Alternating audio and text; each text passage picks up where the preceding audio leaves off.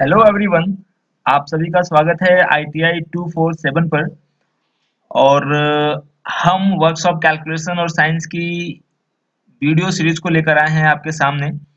अगर आपको मेरा ये वीडियो अच्छा लगे और मेरा कॉन्सेप्ट आपको समझ में आए तो वीडियो को जरूर शेयर कर दें, और अगर आपने चैनल को सब्सक्राइब नहीं किया है तो चैनल को सब्सक्राइब करके बेल आइकन को क्लिक कर दें, जिससे कि आगे की मेरी हर एक वीडियो का नोटिफिकेशन आपको मिल जाए।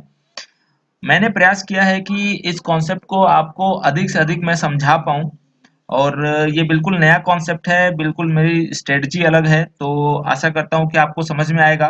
तो चलिए सीधे चलते हैं हम अपने क्वेश्चन के स्क्रीन पर। देखिए आपके स्क्रीन पर एक ये क्वेश्चन आपको दिख रहा है। ये बहुत ही महत्वपूर्ण क्वेश्चन है।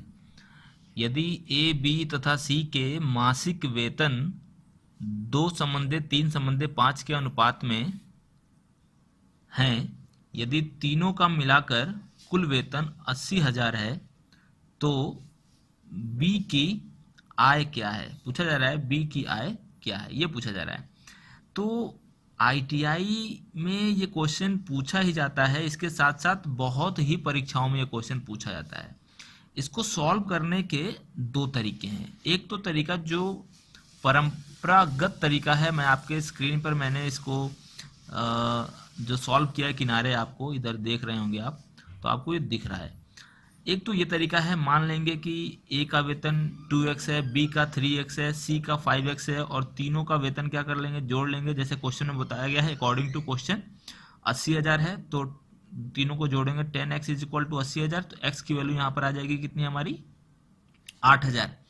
तो इससे हम लोग बी की आय हमारी कितनी थी, बी की आय थी हमारी यहाँ पे 3x, तो यहाँ पे x की वैल्यू रख देंगे तो हमारा 24,000 आ जाएगा।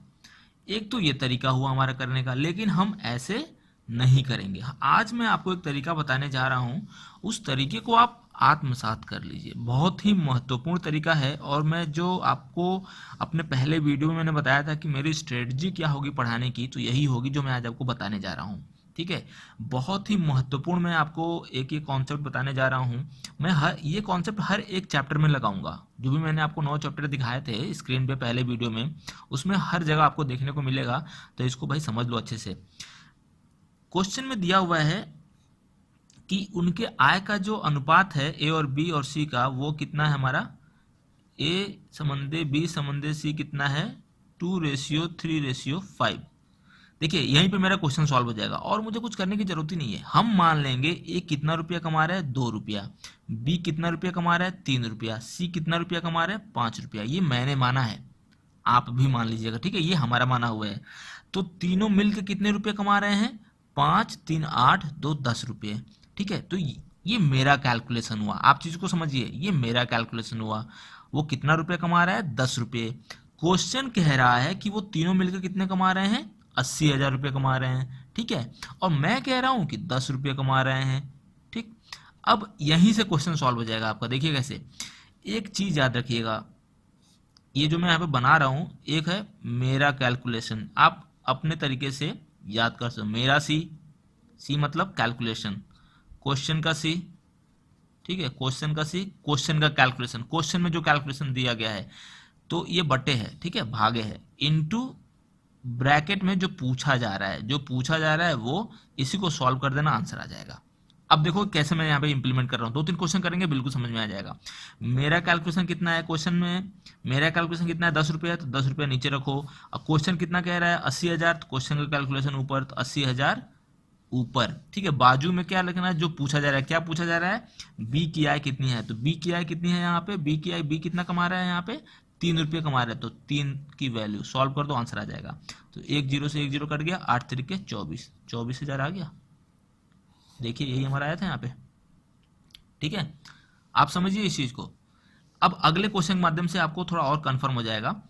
वही सेम क्वेश्चन है, बस यहाँ पे ये कहा जा रहा है कि बी और सी के आय का अंतर क्या होगा। क्वेश्चन सेम है, तीनों के आय का अनुपात कितना वही है, कहा जा रहा है तीनों मिलकर कितना कमा रहे हैं, 80,000। तो फिर से वैसे ही सॉल्व करेंगे यहाँ पे तो एक्स की वैल्यू 8,000 आ जाएगी, तो सी की आय कितनी हो जाएगी, 5x थी, तो 5 इंटू 8,000 40,000। अब बी की आय हमने निकाली थी 24,000, तो 24,000 जो है 40,000 में से 24,000 घटा देंगे तो 16,000। एक ये तरीका हो गया, 16,000 निकाल लिया हमने। लेकिन दूसरा तरीका क्या हो गया, देखिए पेन कॉपी में उठाऊंगा नहीं यहाँ पे, बिल्कुल भी। आप देखिए मान लीजिए कि ए कितना कमा रहा है 2 रुपये, बी कितना कमा रहा है 3 रुपये, सी कितना कमा रहा है 5 रुपये। अब पूछा जा रहा है बी और सी के आय का अंतर क्या होगा। ठीक है, अब यही पूछा जा रहा है। ठीक, अब देखिए क्वेश्चन में जो कहा जा रहा है तीनों मिलकर कितना कमा रहे हैं 80,000, और आपने कितना कैलकुलेट किया है 5 3 8 तो 10, तो आपके अनुसार 10 कमा रहा है, क्वेश्चन 80,000 बता रहा है, तो ये लिख दिया। अब बाजू में जो पूछा जा रहा है, बाजू में क्या पूछा जा रहा है, बी और सी के आय का अंतर, तो बी और सी ये हुए, बी और सी कितना अंतर है, आप देखिए कितना अंतर है, 2 का अंतर है, सी 5 रुपये कमा रहा है और बी 3 रुपये कमा रहा है, तो दोनों का अंतर कितना है 2, तो वही पूछा जा रहा है, लिख दो यहाँ पे डायरेक्ट। तो एक जीरो से एक जीरो कट गया, 8 दूना 16, देखिए 16,000 हमारा आया था। आप इसको सीखिए, बहुत जरूरी है ये बहुत ही महत्वपूर्ण कॉन्सेप्ट मैं आपको बता रहा हूँ, बहुत ही महत्वपूर्ण है आपको इसको सीखना पड़ेगा अगर आप क्वेश्चंस को सॉल्व करना चाहते हो। अब देखिए एक क्वेश्चन इसको देखते हैं थोड़ा सा हम लोग। ठीक है, आप यहाँ पे देखिए, प्रैक्टिस करिए इस क्वेश्चन को, और इसमें आप कोशिश कीजिए कि आप परंपरागत मेथड से नहीं, मेरे मेथड से, यदि ए और बी की उम्र का अनुपात कितना है 3:2, उनकी उम्र का अंतर 7 वर्ष है। ठीक है, उनकी उम्र का जो अंतर है वो 7 वर्ष है, तो बी की उम्र क्या है। हम मान लीजिए ए कितना वर्ष का है 3 वर्ष का है, बी कितना वर्ष का है 2 वर्ष का है। ठीक है, हम मान लिया हमने, तो हमारे अनुसार उनकी उम्र का अंतर कितना है 1, 3 में से 2 गया 1, तो 1 की वैल्यू नीचे। ठीक है, ये मेरा कैलकुलेशन हो गया। क्वेश्चन का कैलकुलेशन क्या है, वो बोल रहा है 7 वर्ष है, तो 7 ऊपर रख दो। ठीक है, और बाजू में क्या पूछा जा रहा है, तो बी की उम्र कितनी है 2 रख दो यहाँ पे, सॉल्व कर दो, 7 दूना 14, यही आपका आंसर आएगा। देखिए एक लाइन में आंसर आ गया।